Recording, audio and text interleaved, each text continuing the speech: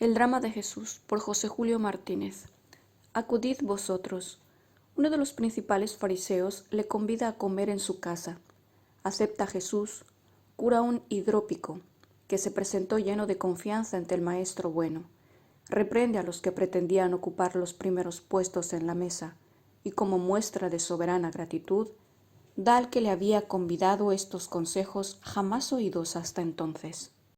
Cuando des una comida o una cena, no llames a tus vecinos, ni a tus hermanos, ni a tus parientes, ni a vecinos ricos, no sea que ellos a su vez te inviten a ti, y así quedes recompensado. Mas cuando haces un convite, llama a pobres, a mancos, cojos, ciegos, y serás bienaventurado, porque esos no tienen con qué pagarte, y se te pagará en la resurrección de los justos. No prohíbe convidar a los ricos, parientes y amigos, mas aconseja invitar a los pobres. Es desgracia que los ricos conviden y regalen a los que menos necesidad tienen de convite, y no regalen ni conviden a los pobres, a quienes con mucho menos podrían hacer felices. En este mundo no recibirán de los pobres nada más que la gratitud, tal vez ni eso siquiera, mas toda su recompensa queda reservada para el día que no tardará. Cuando oyó esto, uno de los que estaban a la mesa con Jesús exclamó: Dichoso el que llegue a comer en el reino de Dios. El maestro se vuelve hacia él, y a propósito de los deseos que mostraba de entrar en el reino, le dice: Un hombre hizo una gran cena, y convidó a muchos. Y a la hora de la cena mandó a su criado a decir a los convidados que viniesen, que ya todo estaba preparado. Y comenzaron todos a excusarse. El primero le dijo: He comprado unas tierras y tengo que ir a verlas. Ruégote me des por excusado. Y el segundo dijo: He comprado 5 parejas de bueyes y voy a probarlas. Ruégote me des por excusado. Y otro dijo: Me he casado y por lo tanto no puedo ir. Y vino pues el criado y dio cuenta de todo a su amo. Airado entonces el amo dijo a su criado: Sal pronto a las plazas y cantones de la ciudad, y trae acá a los pobres y débiles, y ciegos y cojos. Y dijo el criado: Señor, ya se ha hecho lo que has mandado, mas todavía hay sitio. Y dijo el Señor al criado: Sal a los caminos y vallados, y oblígalos a entrar, para que se llene mi casa, porque os aseguro que ninguno de todos aquellos que fueron invitados ha de probar mi cena. A los anhelos que había manifestado aquel fariseo de disfrutar y poseer el reino anunciado por Jesús, responde el Señor con esta hermosa parábola, donde la cena ya preparada representa la abundancia de los bienes del reino, bienes de gracia en esta vida, bienes de gloria después. El Padre que da la cena es el mismo Señor. Él ha invitado a muchos, empezando por su pueblo escogido, por los sabios, los fariseos, los ricos, los poderosos de Israel. Con vanos pretextos desprecian el convite. Entonces Jesús llama a los pobres, a los de fuera, a los gentiles, a los despreciados, y dice a sus apóstoles y enviados: Buscadlos por todas partes, persuadidles que entren. Y desde aquel momento, mientras unos desprecian la invitación por las tierras, por los bueyes, por la mujer, otros acuden de los 4 puntos cardinales. Dichoso el que llegue a comer en el reino de Dios. Y como al salir de la casa ve Jesús que muchos se le ofrecían para ser sus discípulos, les explica claramente lo que este título exigía. Si alguno viene a mí y no me ama más que a su padre, y a su madre, y a su mujer, y a sus hijos, y a sus hermanos, y a sus hermanas, y aún más que a su propia vida, no puede ser mi discípulo. ¿Quién puede exigirnos que le amemos más que a nuestro padre, y a nuestra madre, y a nuestros hermanos y a nuestros hijos? Solo Jesucristo puede exigirnos tanto amor, y solo Él lo merece. El gran negocio. Iba enseñando por las ciudades y aldeas de camino para Jerusalén, y uno le preguntó: Señor, ¿son pocos los que se salvan? Jesús desvía la respuesta, mejor dicho, la endereza. No nos dice si son muchos o pocos, que eso no nos importa. Nos dice que nosotros nos esforcemos por ser del número de los que se salvan, que esto sí nos importa. Esforzaos a entrar por la puerta estrecha, porque os digo que muchos querrán entrar y no podrán. En cuanto el padre de familia entre y cierre la puerta, comenzaréis vosotros a golpearla desde fuera, diciendo: Señor, ábrenos. Y él os responderá: No os conozco, no sé de dónde sois. Entonces comenzaréis a decir en vuestro favor: Si comimos y bebimos delante de ti, y tú enseñaste en nuestras plazas. Y él os repetirá: No os conozco, apartaos de mí, todos vosotros, los obreros de la maldad. Allí será el llanto y el rechinar de dientes, cuando veréis a Abraham, y a Isaac, y a Jacob, y a todos los profetas en el reino de Dios, mientras vosotros sois arrojados fuera, y vendrán del oriente y del occidente y del norte y del mediodía, y se reclinarán a la mesa en el reino de Dios, y ved que serán primeros los que hoy son los últimos, y serán últimos los que hoy son los primeros. Así anuncia la suerte futura de los que no quieren vivir conforme a su doctrina. Hoy gozan y triunfan, hoy son los primeros, pero algún día serán los últimos, que llamarán a la puerta del reino, mas estará cerrada y no podrán entrar. En cambio, los que hoy cumplen su doctrina y trabajan y sufren y se conforman, los que hoy son los últimos, serán los primeros. Para estos, las sillas del reino, es decir, el gozo de Dios, figurado por un convite nupcial. Para los otros, el llanto y el rechinar de dientes. Y el mismo Señor les daba a entender hasta dónde llegará la amargura de aquel llanto irremediable con esta parábola. Hubo cierto hombre rico que vestía de púrpura y de lino finísimo, y tenía cada día espléndidos banquetes. Al mismo tiempo vivía un mendigo llamado Lázaro, el cual, cubierto de llagas, yacía a la puerta de aquél, deseando saciarse con las migajas que caían de la mesa del rico, y nadie se las daba, pero los perros venían y lamíanle las llagas. ¡Qué cuadro de miseria! Los perros venían a lamer su pus, como si fuese un cadáver abandonado ya, mientras el rico cruel banqueteaba. Es la injusticia de la vida presente. Sucedió pues que murió dicho mendigo, y fue llevado por los ángeles al seno de Abraham. Murió también el rico, y fue sepultado en el infierno. ¡Qué transformación! El pobre que tuvo paciencia va entre ángeles a la felicidad. El rico que no tuvo misericordia va a las llamas. Es la justicia, que no tardará. Y cuando estaba en los tormentos, levantando los ojos vio lejos a Abraham y a Lázaro en su seno, y exclamó diciendo: Padre Abraham, compadécete de mí, envía a Lázaro, para que mojando la punta de su dedo en el agua, me refresque la lengua, pues me abrazo en estas llamas. Solo pide una gota de agua el que nadó en la abundancia, una gota de agua que no se le concede. Respondióle Abraham: Hijo, acuérdate que recibiste bienes durante tu vida, y Lázaro al contrario males, y así éste ahora es consolado y tú atormentado. Además, entre nosotros y vosotros está de por medio un abismo insondable, de suerte que los que de aquí quisieran pasar a vosotros no podrían, ni tampoco de ahí pasar acá. Te ruego siquiera, Padre, suplicó el rico, que le envíes a casa de mi padre, donde tengo 5 hermanos, a fin de que les avise y no les suceda a ellos el venir a este lugar de tormentos. Replicóle Abraham: Tienen a Moisés y a los profetas, escúchenles. No basta, padre Abraham, dijo él, pero si alguno de los muertos fuere a ellos, harán penitencia.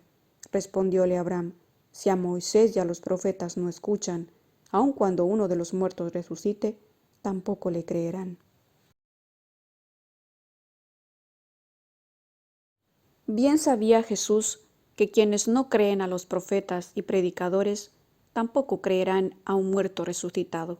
Él mismo había de volver al mundo a los 3 días de su muerte, y ellos seguirán en su incredulidad. Con imágenes vivas y al alcance del pueblo, les ha descrito con esta parábola la realidad y el dolor irremediable del infierno. Lo llama lugar de tormentos. Allí hay llamas, allí no se concede ni el alivio menor, de allí es imposible salir. Terrible advertencia para los ricos que se sumergen en placeres, gastándose locamente sus riquezas. Dulce esperanza para los pobres, que no pueden saciar su hambre ni de las sobras de los ricos. Firme fundamento de nuestra fe para los que creemos en la existencia del infierno. Y afirmación irrefutable para los que se atreven a decir que no existe el infierno. En un momento rápido vendrá la mutación.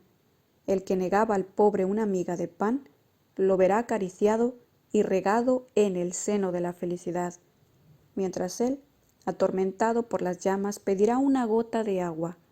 La pedirá rabiosamente, inútilmente. ¿Para quién será todo eso? Con el fin de que no caigamos en el lugar de tormentos, nos describe los caminos que conducen allá.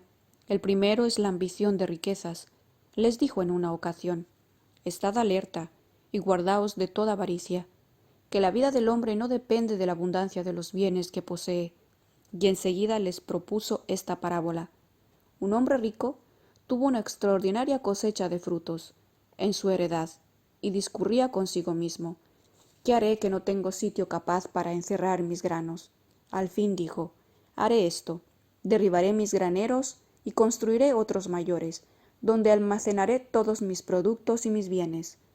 Con lo que diré a mi alma: oh alma mía, ya tienes muchos bienes de repuesto para muchísimos años. Descansa, come, bebe, disfruta de la vida. Pero al punto le dijo Dios: necio, esta misma noche te arrancarán el alma. Todo lo que has almacenado, ¿para quién será? Pregunta que impresiona, pregunta que siempre es de actualidad. Esta misma noche puede arrancarme el alma. Riquezas que amontono, ¿para quién seréis? Les decía también: ningún criado puede servir a dos amos, porque aborrecerá al uno o amará al otro, o se aficionará al primero o no hará caso del segundo. No podéis servir a Dios y a las riquezas. Y hubo un día en el que el corazón del maestro sintió la pena honda de que un joven, a quien él hubiera querido tener por amigo, prefiriese servir a las riquezas que a Dios. Ven, sígueme. Iba caminando Jesús después de haber bendecido a los niños, cuando corrió hacia él un adolescente. Se arrodilló a sus pies y le preguntó: Maestro bueno, ¿qué debo hacer yo para conseguir la vida eterna? Aquel joven era un príncipe de familia rica, de distinguidos modales y noble presencia. Ha oído a Jesús anunciar el reino de los cielos, siente deseos de conquistarlo y sabe que algún sacrificio le tiene que costar. Por eso ha corrido, para preguntárselo al Señor antes de que se vaya. Jesús le responde: si quieres entrar en la vida, guarda los mandamientos. Él le dijo: ¿cuáles? Jesús le respondió: no matarás, no fornicarás, no robarás, no dirás falso testimonio, honra a tu padre y a tu madre, y amarás a tu prójimo como a ti mismo. Repuso el joven diciendo: Maestro, todo eso lo he observado desde mi niñez, ¿qué más me falta? Ya sabía Jesús que quien le preguntaba había observado todo eso desde su niñez, pero como él procedía, en general, como si no supiese todas las cosas por su ciencia divina, al oír la respuesta fijó su dulce mirada en el príncipe. Y el evangelista San Marcos, que lo oyó a San Pedro allí presente, dice que Jesús le miró profundamente y le amó. La pureza de aquella alma ha enamorado a Jesús. Qué dulce es ver al Hijo de Dios hecho hombre, sentir amor y cariño, lo mismo que nosotros, hacia lo que es bueno y amable. ¿Qué más me falta?, le pregunta el joven como ofreciéndose a cualquier heroísmo. Jesús le quiere valiente y le descubre todo su programa. Una cosa te falta. Si quieres ser perfecto, anda, vende cuanto tienes y dalo a los pobres, que así tendrás un tesoro en el cielo. Y después, ven y sígueme. Al oír esto el joven se entristeció muchísimo y se marchó apenado, porque tenía muchas posesiones, era muy rico. En este cuadro bello y doloroso aparece la terrible seriedad de la vida cristiana. Jesús ama al joven, y por eso mismo le exige el sacrificio absoluto de todo lo que tiene, para darle en pago la ganancia de ser él su único amado. El joven se acobarda, baja la cabeza, se va. El Señor entonces, al verle marchar tan triste, vuelve los ojos a sus discípulos y les dice como quien se desahoga en un amigo fiel: hijitos, qué difícil es que entren en el reino de Dios los que confían en el dinero. Os lo repito otra vez, más fácil es pasar un camello por el ojo de una aguja que entrar un rico en el reino de los cielos. Oyendo los discípulos se admiraban más cada vez, y se decían unos a otros: pues ¿quién podrá salvarse? Y mirándolos Jesús les dijo, para los hombres eso es imposible, pero no para Dios, porque para Dios todo es posible. Decir que era más fácil pasar un camello por el agujero de una aguja que cumplirse alguna otra cosa, era una manera viva de decir que se trataba de algo dificilísimo. Es, pues, dificilísima la salvación de los que confían en el dinero, y si el Señor los dejara solos con sus riquezas, ninguno se salvaría. Eso es imposible para vosotros, pero Él está siempre dispuesto a ayudarles con su gracia para que se conviertan, empleen bien las riquezas, y también ellos se salven. Para Dios todo es posible. El oro, la soberbia, el placer son las tres cadenas que esclavizan a los ricos. La gracia de Dios puede hacerlos libres, pero ellos no se acuerdan de pedir esta gracia. Hijitos, qué difícil es que entren en el reino de Dios los que confían en el dinero. Los discípulos oían en silencio a su Señor. Entretanto el joven rico se alejaba. Ya había cautivado nuestra simpatía por su discreción y pureza de costumbres. Pudo haber sido otro San Juan, un apóstol, un mártir. Y hoy ni siquiera sabemos su nombre. Qué pena. ¿Qué nos dará a nosotros? El joven bueno y cobarde se pierde de vista. Era muy rico. Entonces Pedro recuerda que él no es rico. Él y sus compañeros lo han dejado todo por seguir a Jesús. Era poco, pero era todo lo que tenían, todo lo que amaban. La casa suya, la barca suya, la familia suya, todo. Y solo Dios sabe lo que cuesta dejarlo todo a un corazón que ama. Sería imposible dejarlo si no viniera otro amor más grande que a llenar el vacío. Pero tiene el amor de Jesús, el que ha dejado todo, y ahora puede mirarle a los ojos y preguntarle, mira que nosotros hemos dejado todas las cosas, y te hemos seguido. ¿Qué habrá pues para nosotros? Y les dijo Jesús, en verdad os digo, que vosotros, los que me habéis seguido a mí, en la regeneración, cuando el Hijo del Hombre se siente en el trono de su gloria, os sentaréis también vosotros en 12 tronos, juzgando a las 12 tribus de Israel. Con promesa magnífica les anuncia que serán participantes de su mismo triunfo el día de la regeneración, es decir, el día en que toda la humanidad abandone la presente mortalidad y corrupción para nacer a la vida nueva.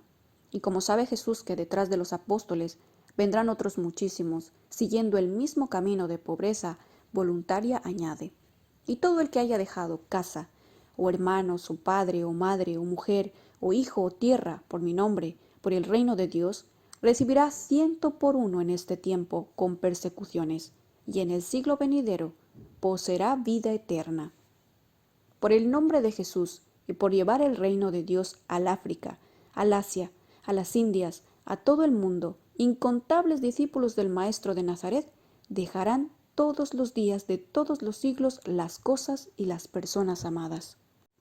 Él les dará el 100 por 1 en esta vida, es decir, todo lo que necesiten y además una alegría íntima fundada en el testimonio de la buena conciencia y en la amistad con Dios, que serán 100 veces mayor que la alegría que pudiera proporcionarles todo eso que abandonaron por Él. Y este premio vendrá, lo dice expresamente el Señor, y la historia muestra que así se cumple, con persecuciones, es decir, que los que todo lo dejaron por Jesucristo tendrán a la vez todos los amores y todos los goces, mas también todos los odios y todas las persecuciones, para que se parezcan enteramente al Maestro, 3 veces dichosos por tanto dar, por tanto recibir, por tanto sufrir y por contribuir de todas maneras a la propagación del reino de Dios sobre la tierra. En el siglo venidero recibirán como herencia vivir para siempre en Dios, vivir en el gozo que nadie les podrá quitar, vivir, decían los antiguos rabinos de Israel, la pobreza es la peor de todas las calamidades. Es la mayor aflicción que el hombre puede padecer. Es más temible que todas las plagas de Egipto. Pero Jesús dice, si quieres ser perfecto, anda, vende todo lo que tienes, dalo a los pobres y tendrás un tesoro en el cielo. Quien puede entender, que entienda. Otro de los caminos que conducen al lugar de tormentos es el escándalo, la impureza. Dijo también a sus discípulos, imposible es que no sucedan escándalos, pero ay de aquel que los causa. Mucho mejor sería para él que le atasen al cuello una de esas piedras de molino que mueven los asnos y le arrojasen a lo profundo del mar. Sentencia espantosa. Eran tan pesadas aquellas piedras que para moverlas se necesitaba la fuerza de un asno. No podemos ni siquiera imaginar la angustia, el ahogo, la desesperación del hombre que se ve arrojado al mar con una de esas piedras atadas al cuello. Y dice Jesús que todo esto le sería mucho mejor que escandalizar a un pequeño de los que creen en él. Cierto día, unos fariseos se acercaron a él para tentarle. Maestro, le dijeron, ¿está permitido al marido repudiar a su esposa por cualquier causa? Jesús les contestó, ¿no habéis leído que aquel que creó al hombre hizo varón y mujer y que dijo, por esto el hombre dejará a su padre y a su madre, y se unirá a su mujer, y serán dos en una misma carne? Así pues, no son dos, sino uno. Luego el hombre no separe lo que Dios unió. He aquí el tipo divino de la familia, tal como Dios la quiso y el corazón la concibe. Dos en uno, en todos los sentidos, desde todos los puntos de vista. Unidad de dos vidas que se dan mutuamente para siempre. Así entendido, y con la gracia de Dios, realizado ese matrimonio es necesariamente indisoluble, no tan solo de derecho, sino de hecho, pues no tiene brecha por donde pueda introducirse la división. Mas, ¿dónde se halla un matrimonio tan elevado y tan puro? Y sobre todo, ¿dónde se encontraba entonces? Por eso los fariseos insisten, si eso es así, ¿por qué Moisés permite repudiar a la propia mujer, dándole un título de repudio? Es, repuso Jesús, a causa de la dureza de vuestros corazones, mas al principio no fue así. La dureza de los corazones. He ahí lo que rompía el matrimonio, lo que lo hacía imposible, lo que había arrancado al mismo Moisés la humillante concesión del libelo de repudio, y he aquí lo que Jesús venía a terminar, venía a enternecer los corazones y hacerlos capaces de amar. Después de tantas tristes cosas que habían rebajado, corrompido y casi destruido la familia, iba a reaparecer el matrimonio en toda su belleza, esa encantadora unión de la castidad y del amor, ese respeto en la ternura, esa fidelidad en el afecto, esa delicadeza y esa pureza del lazo conyugal, esa paz del hogar doméstico, ese amor de esposo y de padres y de hijos, todas esas delicadas cosas que iban a ser el honor de los pueblos cristianos y la primera revelación del fuego nuevo bajado a la tierra. Otra vez le tocaron después sus discípulos el mismo tema, y él les inculcó, cualquiera que desechare a su mujer y tomare a otra, comete adulterio contra ella, y si la mujer se aparta de su marido y se casa con otro, es adúltera. Así, sin excepciones ni disimulos, el casado que toma a otra mujer es adúltero, la casada que se va con otro hombre es adúltera. Al ver que Jesús exigía tanta santidad y tanta firmeza en el matrimonio, los discípulos le indican, si es así la condición del hombre con la mujer, parece que no conviene casarse. ¿Quién de vosotros, les dijo, entenderá estas palabras? Hay hombres que nacen sin virilidad, y hay otros que la pierden por manos de los hombres, y los hay que la sacrifican libremente y guardan virginidad a causa del reino de Dios. Quien sea capaz de entender, entienda. Las palabras anteriores han creado el matrimonio cristiano, estas han creado la virginidad. Unas han formado la generación de las almas puras, que en la unidad, en la indisolubilidad y la ternura de su misión, se cuidan de multiplicar el género humano y de dar hijos a Dios. Las otras han formado la generación de los vírgenes, que en lugar de multiplicar los hijos de Dios, se consagran por el sacerdocio o la vida religiosa a educarlos y santificarlos. Y seguía predicando Jesús por aquellos contornos. Algunas madres traían sus hijos pequeños del brazo, pues no habían querido perder las palabras del Maestro, quedándose en casa para cuidarlos. Animadas por la bondad de Jesús, le presentaban sus hijos para que les impusiese las manos y los bendijese. Otros niños ya mayorcitos venían también curiosos y juguetones, y a través de la gente mayor se deslizaban hasta ponerse en primera fila para oír mejor a Jesús. Esta multitud de niños que se apiñaban en torno del Maestro acaba de revelarnos su fisonomía verdadera, la real belleza de su corazón. No hay mirada que mejor conozca el corazón del hombre que la mirada de un niño. En una reunión de 20 personas, descubre enseguida a la más amante, y no tarda en verse a su lado. Es lo que pasa en torno de Jesús. Los pequeños acuden en grupos, le rodean, le miran, le admiran. Tal vez cometan algunas indiscreciones propias de su edad. Los discípulos se indignaban y querían separar a los niños y a las madres, creyendo que molestarían a Jesús. Pero al ver esto el Señor lo llevó al mal y les dijo, «Dejad que los niños vengan a mí, y no se lo impidáis, porque de los que se asemejan a ellos es el reino de los cielos. En verdad os digo, que quien no se acerque al reino de Dios como un niño, no entrará en él. Y abrazando a los niños y poniendo sobre ellos sus manos, los bendecía. Luego Jesús se alejaba de allí, camino de la ciudad en la que ha de morir. Mas entre las risas y las palabras cantarinas de los pequeños, seguía vibrando en el alma de los grandes la sentencia irrevocable del Señor. El que no se acerca al reino de los cielos inocente y puro como los niños, no entrará. Lo mismo harán con vosotros. Otros se pierden por el camino del odio. Dicen que no pueden perdonar, pero la palabra de Jesús es terminante. Si vosotros no perdonáis, vuestro Padre no os perdonará. El reino de los cielos se puede comparar con un rey que quiso ajustar cuentas con sus criados. Cuando empezó el ajuste, le trajeron uno que le debía 10.000 talentos, suma enorme, equivalente a 60 millones, y si se trataba de talentos hebreos, a 120 millones de pesetas. Mas como no tenía con qué pagar, mandó su señor que fuese vendido él, su mujer y sus hijos, y todo lo que tenía, y que se le pagase. Tal era el derecho oriental en algunas naciones. Entonces el criado aquel, postrándose a sus pies, le comenzó a rogar, diciendo: «Ten paciencia conmigo, y todo te lo pagaré». Compadecido el amo de aquel siervo, le soltó y le perdonó la deuda. Pero saliendo el siervo encontró a uno de sus consiervos que le debía 100 denarios, y agarrándole le ahogaba diciendo: «Paga lo que debes».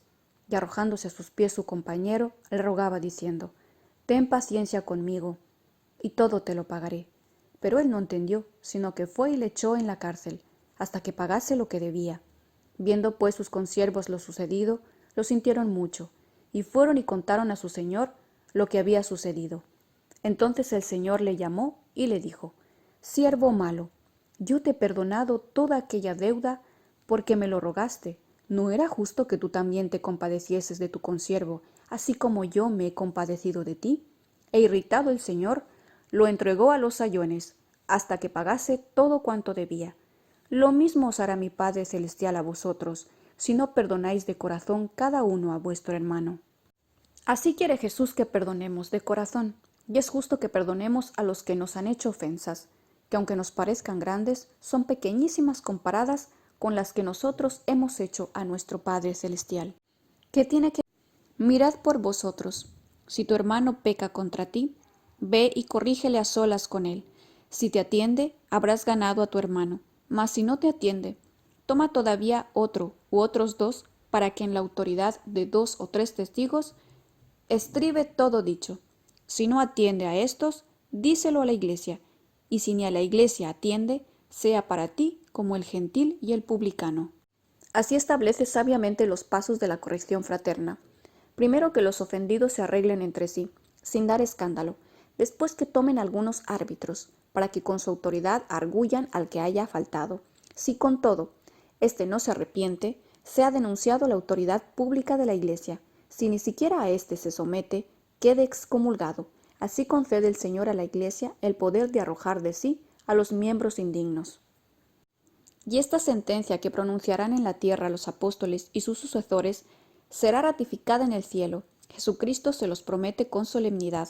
En verdad os digo, todo lo que atéis en la tierra quedará atado en el cielo, y todo lo que desatéis en la tierra quedará desatado en el cielo. Les promete hacerlos jueces con las cosas espirituales, y cumplió esta promesa pocos días después de resucitado, cuando se les apareció y les dijo: «La paz sea con vosotros. Como mi Padre me envió a mí, así os envío a vosotros». Y habiendo dicho esto, sopló sobre ellos y les dijo: «Recibid el Espíritu Santo. A quien perdonéis los pecados, les serán perdonados, y a quien se les retengáis, les serán retenidos». Poder maravilloso el que concede a unos hombres el Hijo de Dios. Poder de pronunciar en la tierra una sentencia que precede a la misma sentencia pronunciada en el cielo. Poder de perdonar los pecados. Poder propio de Dios. De los apóstoles pasó este poder a los primeros obispos, de estos a sus sucesores en los obispados y a los sacerdotes. Los sacerdotes son verdaderos jueces que se sientan en el tribunal de la misericordia para dictar sentencia en nombre de Jesucristo. Tienen pues obligación de conocer la causa antes de fallar. Tienen que conocer los pecados y la disposición del pecador, para decidir si deben perdonárselos o retenérselos. Por lo tanto, es necesario que el mismo pecador se los descubra tal como están en su conciencia, que sólo él lo sabe. Es necesario que se confiese. El mismo pecador será reo, testigo y acusador en este tribunal. Si cumple bien su deber, tiene derecho a ser absuelto. En otros tribunales, el que viene criminal es declarado criminal y queda criminal. Aquí el que viene criminal es declarado bueno y queda hecho bueno, porque la absolución le borra todos los pecados. Potestad sublime y consoladora, concedida por Jesucristo sus ministros sobre todos los pecados de todos los hombres y para todos los tiempos. Señor, preguntó Pedro a Jesús, ¿cuántas veces pecará mi hermano contra mí y le perdonaré? ¿Hasta 7 veces? Díjole Jesús, no te digo hasta 7, sino hasta 70 veces 7. 70 veces 7, es decir, siempre. Siempre que el hombre se arrepienta, debe perdonarle su hermano. Siempre que el hombre se arrepiente, le perdona Dios. Era bueno. Las parábolas de la misericordia.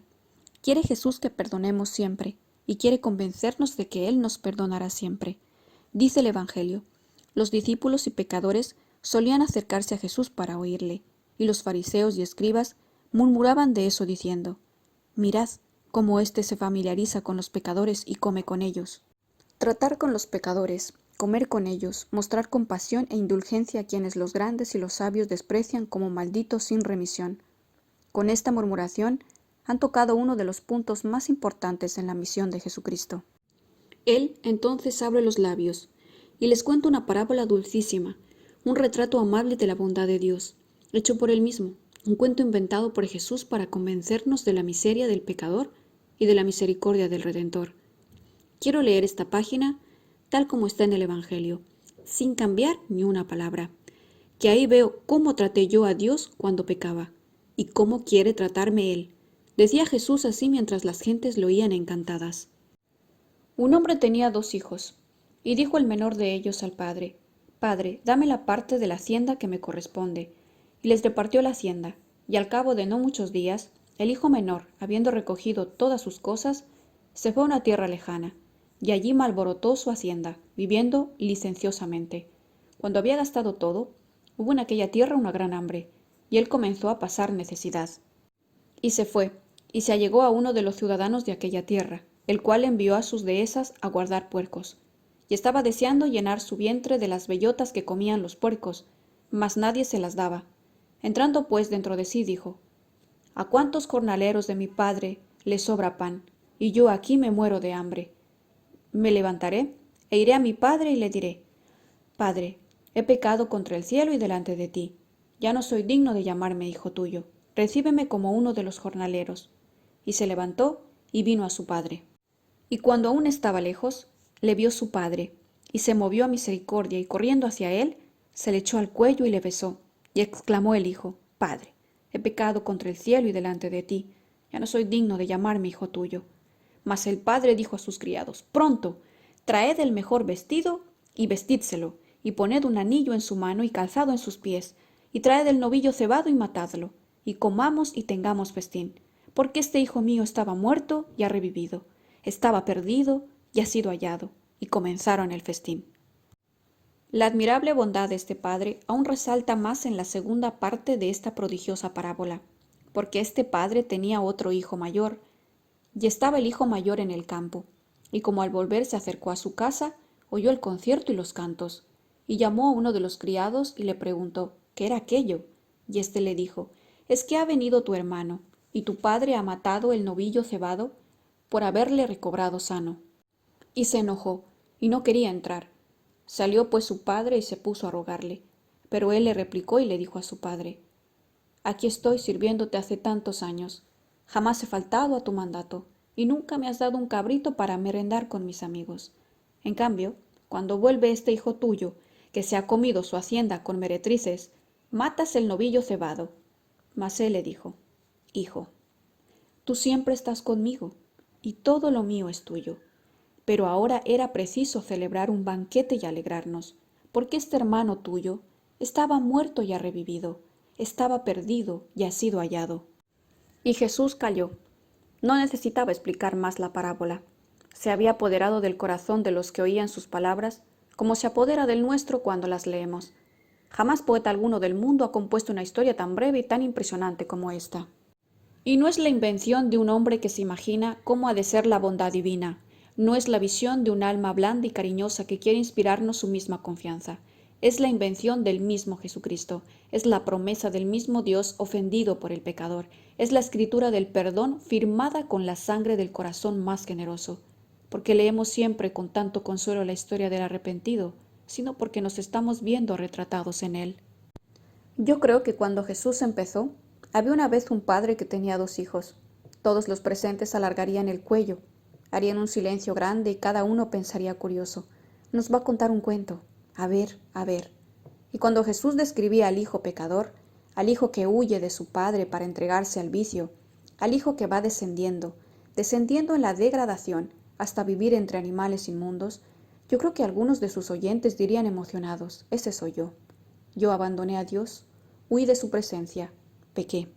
Y cuando Jesús presentaba la amargura del joven que quisiera comer bellotas y se muere de hambre y sus remordimientos y su tristeza y su deseo de volver a casa, aquel oyente pensaría, este soy yo, qué hastío después del placer prohibido, qué vergüenza, qué ganas de dejar la mala vida.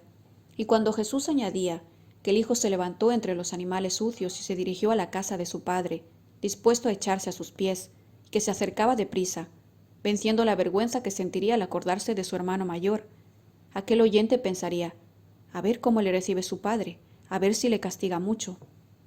Y cuando se conmovía Jesús diciéndoles cómo el padre vio al hijo desde lejos, y sin poderse contener corrió a su encuentro y le echó los brazos al cuello y le besó y le abrazó. Oh, aquel pecador que oía a Jesús sentiría el empujón de las lágrimas en los ojos, y el nudo en la garganta, y el anhelo de encontrarse a solas con Jesús para decirle, Padre mío, he pecado contra el cielo y contra ti, no soy digno de ser hijo tuyo, recíbeme como uno de tus esclavos. Y Jesús le recibiría temblando de amor y de gozo, y le estrecharía sobre su corazón de padre y de amigo, y le defendería contra las murmuraciones de los que se creen justos y desprecian al que ha sido pecador, lo mismo que el padre de la parábola defendió al hijo menor de la frialdad y del enfado del mayor, y finalmente haría celebrar fiestas en el cielo por la salvación de un alma. Sí, fiestas en el cielo por un convertido. El mismo Jesús lo contaba. ¿Quién de vosotros si tiene 100 ovejas y pierde una de ellas, no deja las 99 en el campo y va por la que se perdió hasta que la haya? Y en cuanto la haya, se la pone sobre sus hombros lleno de gozo. Y en cuanto llega a casa, convoca a todos los amigos y vecinos diciéndoles, «Dadme la enhorabuena, porque he hallado mi oveja que se había perdido». Pues yo os aseguro que en el cielo habrá fiesta mayor por un solo pecador que haga penitencia que por 99 justos que no necesiten penitencia. ¿Y tú, mi querido lector, no has oído hablar del corazón de Jesús? ¿Y acaso no sabes qué es el corazón de Jesús?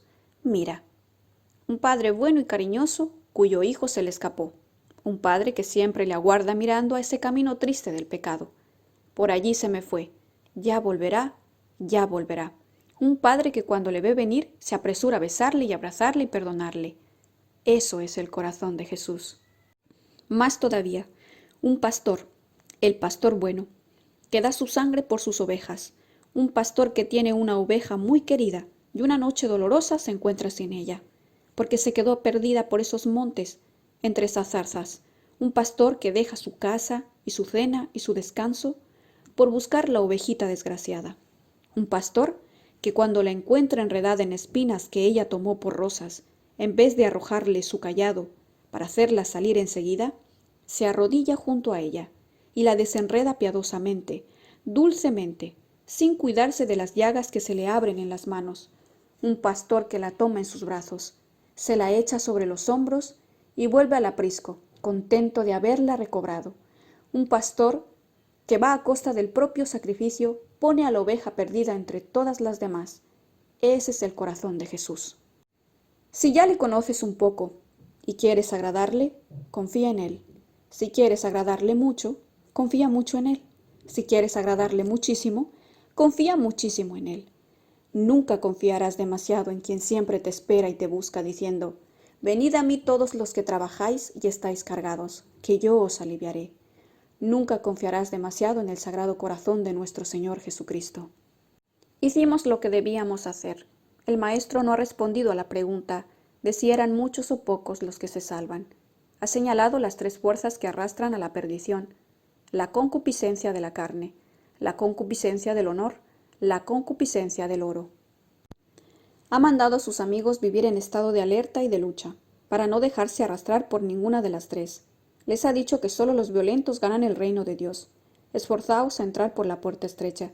Y también les ha dicho, para curarles de toda vanagloria, que después de haber hecho cuanto les está mandado para entrar en el reino, no crean que han hecho más de lo que debían, pues tienen la obligación de hacer todo lo que Dios quiere por el mero título de haber sido creados por Él de la nada, aunque no hubiera premio ninguno. Por eso les ponía una comparación. Un señor tenía un criado guardando el ganado.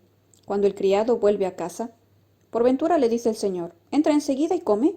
No, sino que le dice, sírveme mientras yo como y bebo, que tú comerás y beberás después, porque cumple sus obligaciones el criado. El señor no contrae con él ninguna deuda especial. Y Jesucristo aplicaba la parábola a sus discípulos, diciéndoles, vosotros también, cuando hayáis hecho todo lo que os estaba mandado, decid, somos siervos inútiles. Lo que debíamos hacer, eso hemos hecho.